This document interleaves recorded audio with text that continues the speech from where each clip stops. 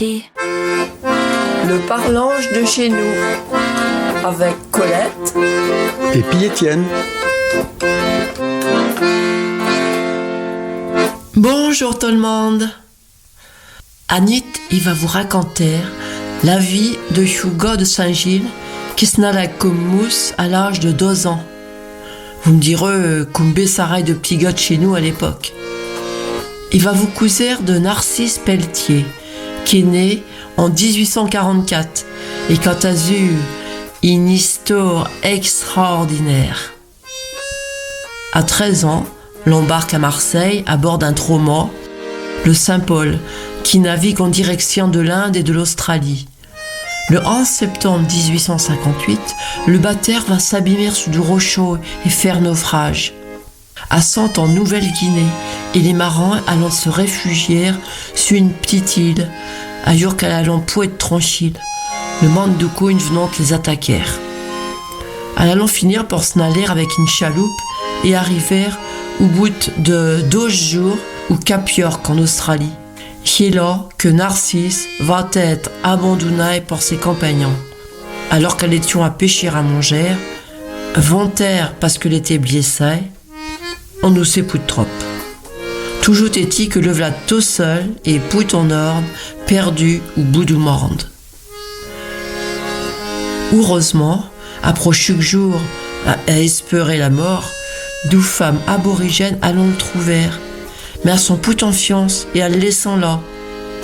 Mehdi, le va les suivre et le va se retrouver dans la tribu d'où Vantala. À se rendre bécante que c'est un enfant et à front bonne à proli. Le sera même adopté par une aborigène. À la lente l'appeler Amglo. Il va s'intégrer à la tribu, le cousera toute langue, le pratiquera les croyances et les coutumes. La radouse clarification sur sa corps, d'où clou dans sa naille et ses oreilles, comme le monde de là-bas. Pendant 17 ans, le va vivre parmi les aborigènes, comme s'il était Yann de l'Antras.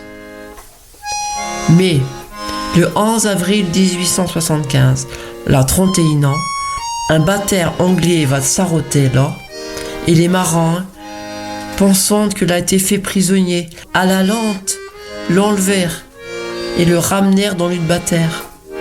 Après du mot de navigation jusqu'à Toulon. C'est rien qu'au début de l'année 1876 qu'il va revenir à Saint-Gilles et retrouver sa mande, qu'il croyant bien morte après presque 20 ans d'absence. Le pauvre gars va avoir du mal à reprendre une vie normale après avoir quitté si brutalement chef de sa tribu que le considérait comme sa famille. Malgré tout, le travaillera comme gardien de phare, et puis gardien du signaux au port de Saint-Nazaire, et puis chef du haleur, et pour finir, dans les burères du port. En 1880, le va même se marier avec Louise Mabillot, à la rempoute de petit. Il le mourra à 50 ans. Le 28 septembre 1894. Ouvlat, l'histoire incroyable de Chouvendéan de Saint-Gilles, Narcisse Pelletier. Bon, bien sûr, il me restera rien qu'à vous dire à toutes.